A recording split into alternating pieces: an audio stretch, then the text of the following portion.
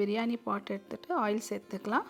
அதுக்கு மேலே கொஞ்சம் பட்டை, லவங்கம், ஏலக்காய், அப்புறமா பிரியாணி இலை எல்லாமே சேர்த்துக்கலாம். பிரியாணிக்கு எது தேவை இருக்குதோ அது எல்லாமே சேர்த்துக்கலாம்.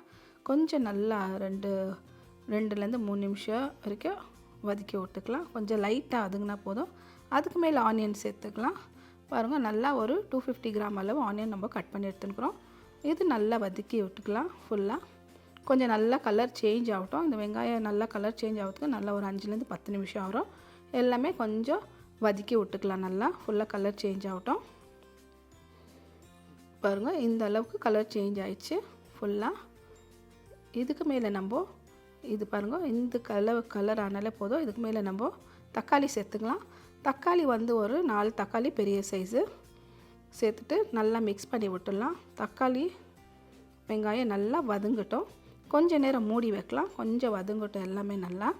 தக்காளி வெங்காயம் நல்லா ஒரு 5 நிமிஷம் வரைக்கும் மூடி வச்சிடலாம். அதுக்கப்புறமா நம்ம திறந்து பார்க்கலாம். பாருங்கள், 5 நிமிஷம் வரைக்கும் விட்டுட்டோம்.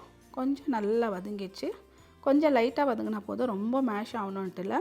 இந்த அளவுக்கு மிக்ஸ் பண்ணி விட்டுடலாம். ஃபுல்லாக நல்லா மிக்ஸ் ஆகிட்டோம். இதுக்கு மேலே சில்லி பவுடர் சேர்த்துக்கலாம். காஷ்மீரி சில்லி பவுடர் 1.5 டீஸ்பூனு, அப்புறமா தனியா பவுடர் வந்து 1.5 டீஸ்பூன் சேர்த்துக்கிறேன். அதுக்கு மேலே நம்ம மஞ்சள்தூள் ஒரு 1/2 டீஸ்பூன்.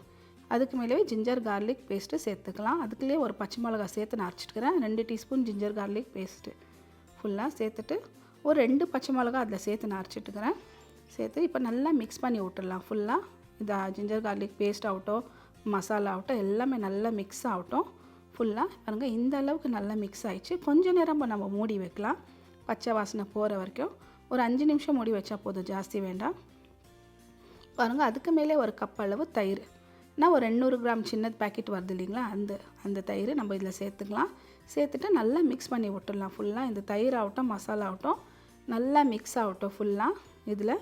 இதுக்கு மேலே க்ரீன் சில்லி சேர்த்துக்கலாம். ஒரு 4லேருந்து 5 க்ரீன் சில்லி, கொஞ்சம் ஒரு கைப்பிடி புதினாவோ கொத்தமல்லியோ சேர்த்துட்டு நல்லா மிக்ஸ் பண்ணி விட்டுடலாம். அதுக்கு மேலே கரம் மசாலா ஒரே ஒரு சின்ன டீஸ்பூன் தான் சேர்த்துக்கிறேன். ஒரு 1/2 டீஸ்பூன் நினச்சிக்கோங்க. இப்போ நல்லா மிக்ஸ் பண்ணி விட்டுடலாம்.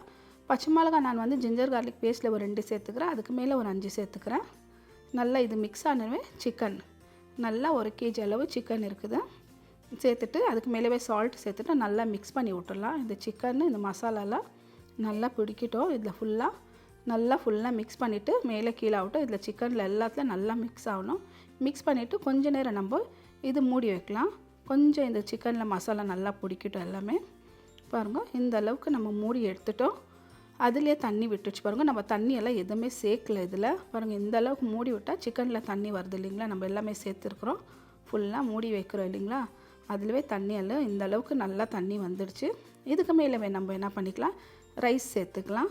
பாருங்கள், ரைஸ் நல்லா ஊற வச்சு எடுத்துட்டேன். இது வந்து ஜீரா சாம்பார் ரைஸ் தான், 1 kg அளவு எடுத்துருக்குறேன்.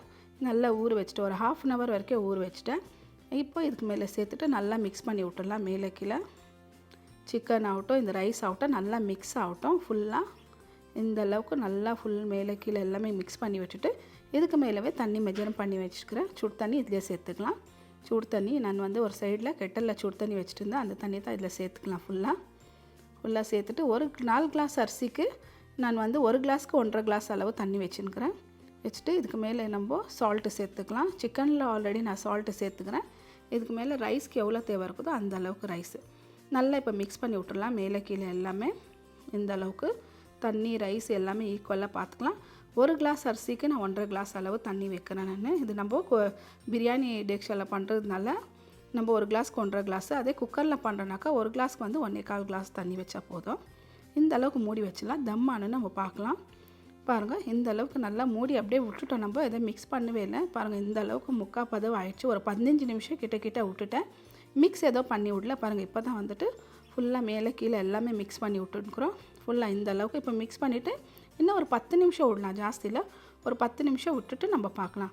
பாருங்கள், இந்த அளவுக்கு ஒரு 10 நிமிஷம் விட்டுட்டோம். நல்லா ரைஸு கூட ஒன்றுமே ஒடிவேலை. சிக்கன் ஆகட்டும் எல்லாமே பாருங்கள் ஃபுல்லாக திருப்பி விட்ற எல்லாமே நல்லா ஆயிடுச்சு. ஃபுல்லாக தம்மு போட்டு எடுத்துட்டோம். மேலே கொஞ்சமாக கொத்தமல்லி சேர்த்துட்டு மூடி வச்சிடலாம்.